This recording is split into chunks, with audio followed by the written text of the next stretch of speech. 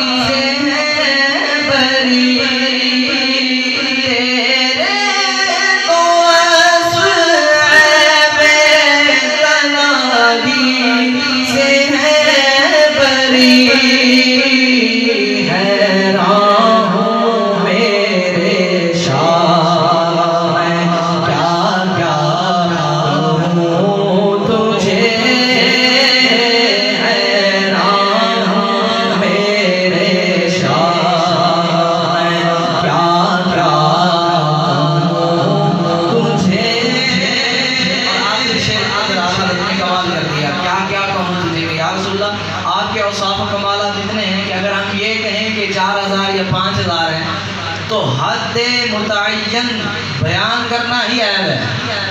आला अपना इमाम जलालुद्दीन सय्यदी रहमतुल्लाह अलैह ने खसाइसुल कुबरा के अंदर 3000 तकरीबन नबी पाक सल्लल्लाहु अलैहि वसल्लम के मुअजिज़ात को बयान किया है। 3000 जो उनके इल्म में आ सके। ये तो नहीं कह सकते कि हम 3000 थे, लेकिन जो उलमा के इल्म में आए वो ये हैं।